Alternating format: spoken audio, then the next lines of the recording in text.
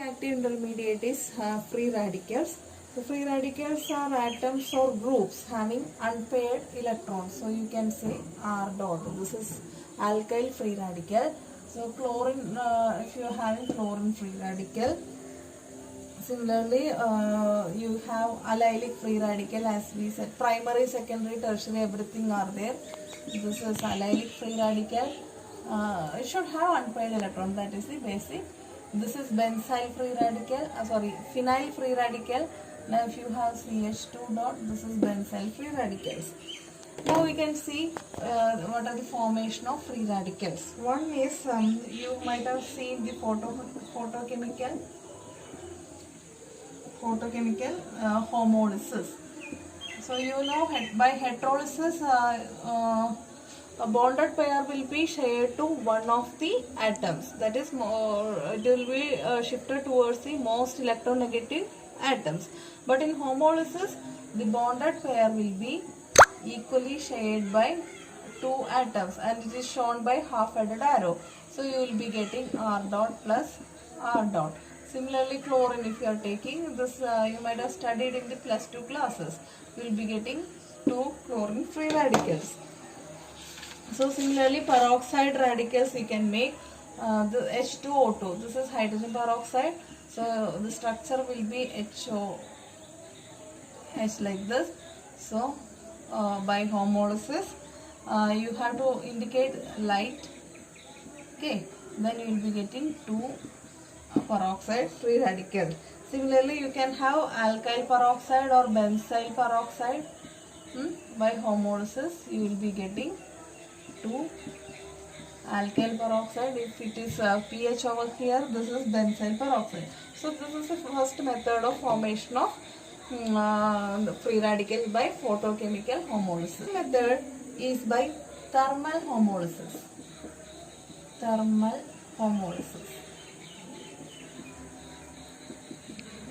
So this is from azomethane.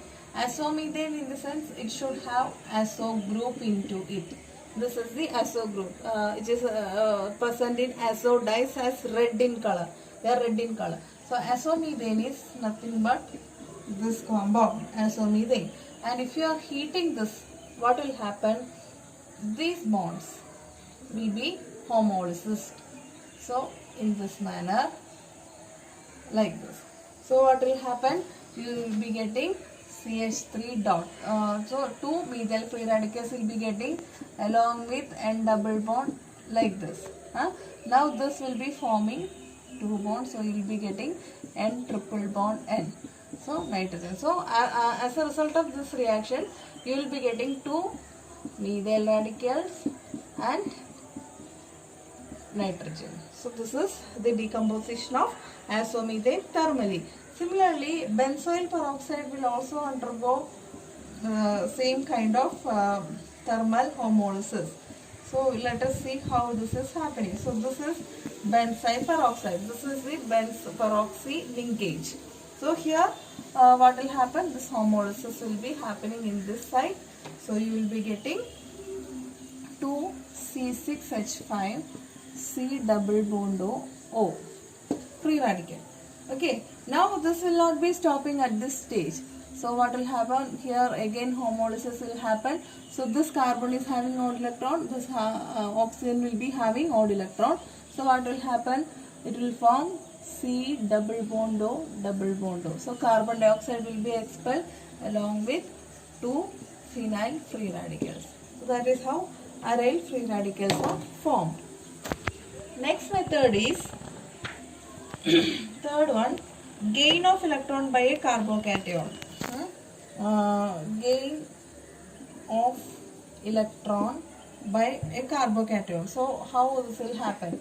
So CH3 plus, this is the carbocation, and if it is gaining an electron, this will be having CH3 dot.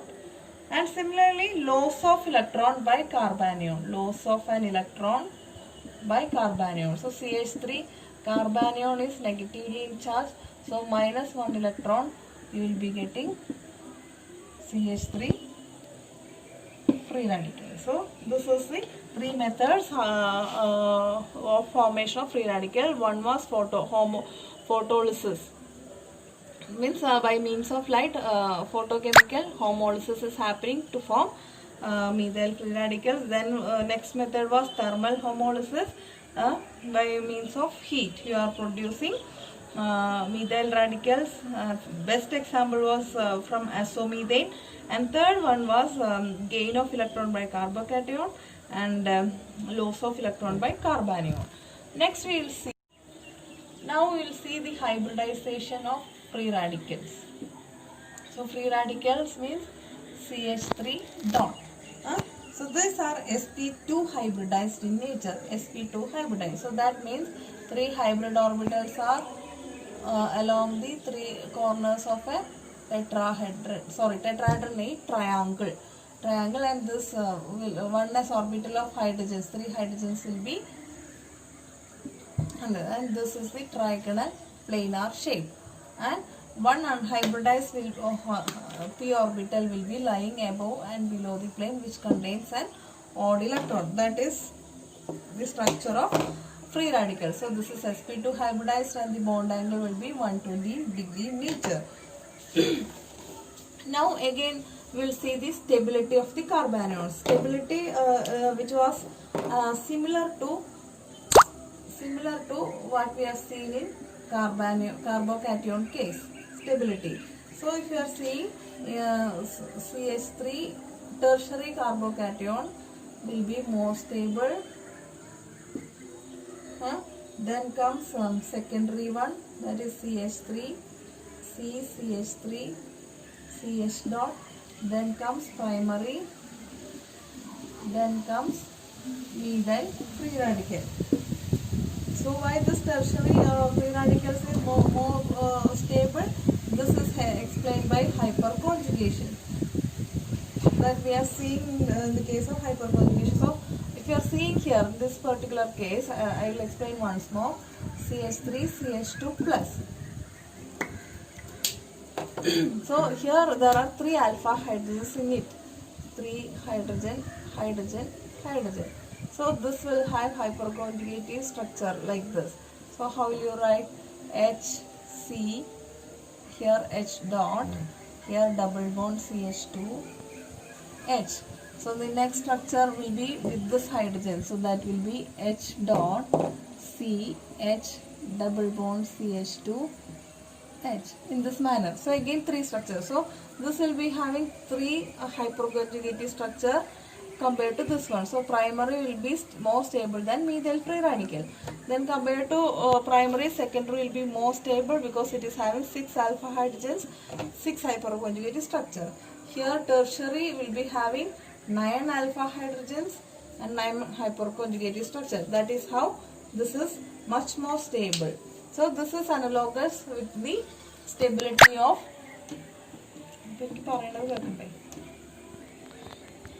this stability of carbocation is very much similar with the carbocation. That's how we explain with respect to hyperconjugation.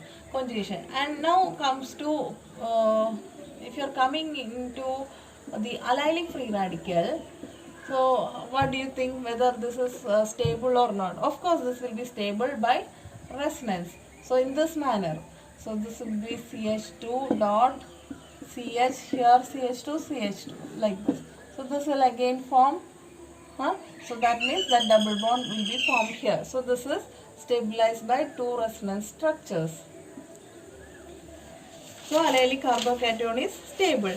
Now what about the benzylic carbocation? You must remember that you have to show these things by half-headed arrow. In textbooks it will be wrong. So you have to take care of while writing. So this is in the case of benzyl free radical, in page number 152 the structure drawn was not right. So you have to follow what I am writing. So here this is the benzylic free radical. This pi bond will be breaking this manner. So what you will be getting? Here double bond CH2. So here new dot will be forming. Again this will be breaking by homolysis.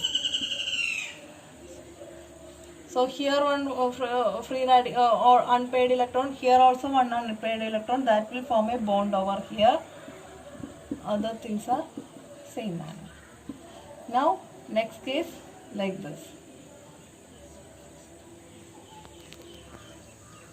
So here new bond will be formed, here unpaired electron, double bond CH2.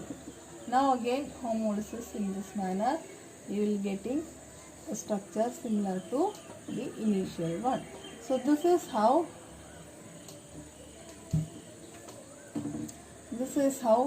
benzylic free radical is stable.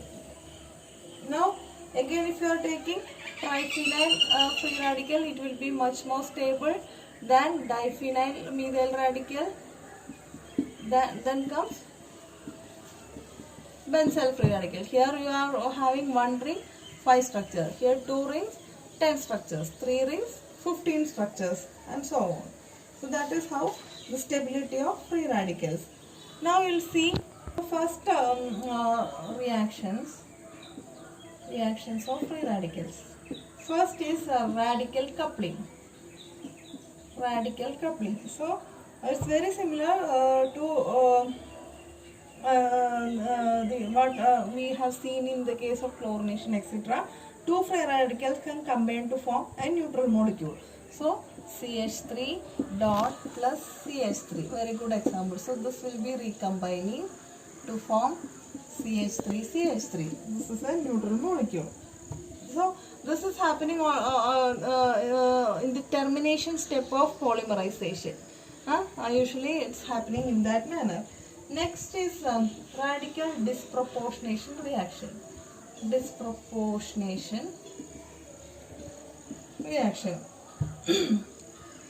So how this is happening? So for example, this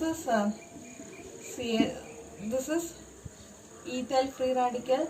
If you are taking 2 such ethyl free radical, the products that you are getting is one case hydrogen.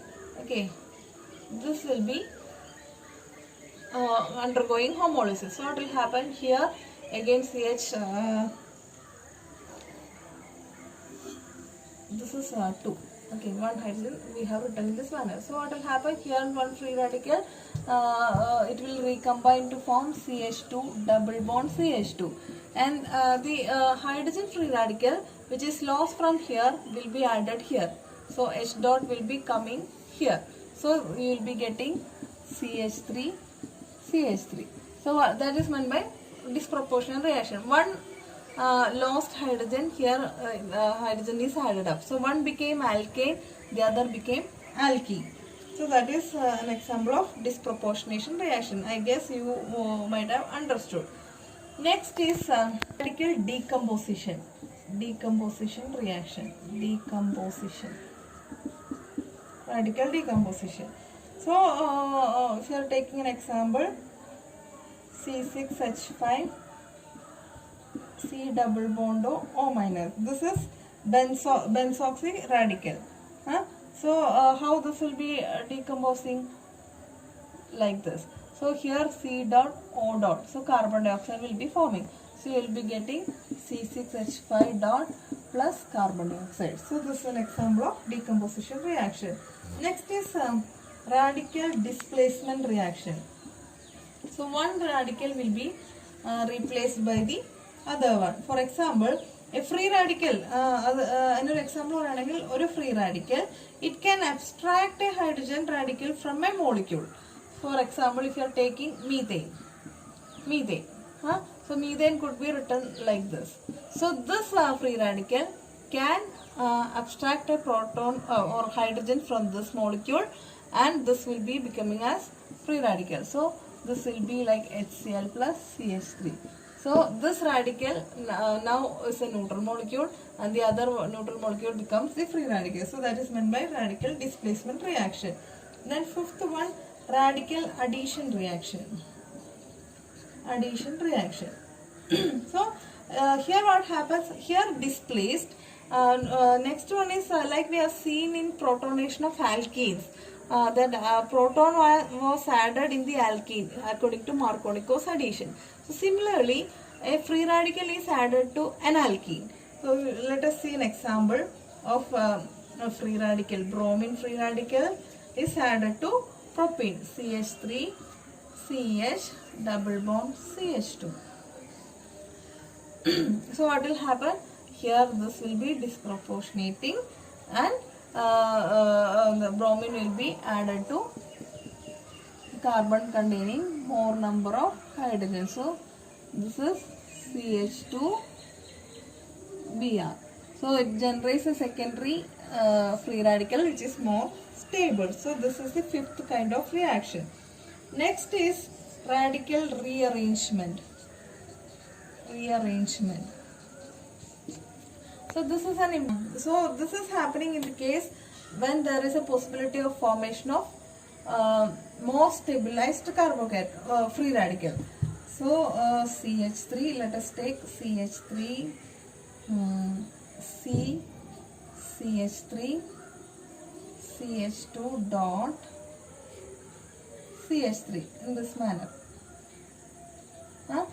So this is this is a primary carbocation free radical. So if this group is migrated to here, what will happen? By homolysis, in a homolysis nadannittu. So what will happen? You will be getting CH3, C, CH3. A new free radical is formed here. Here you will be getting CH2, CH3. So this is a secondary free radical. So compared to primary, secondary will be more stable. So that is how this is happening. So this is called radical rearrangement reaction. So these are the 6 reactions that free radicals will undergo.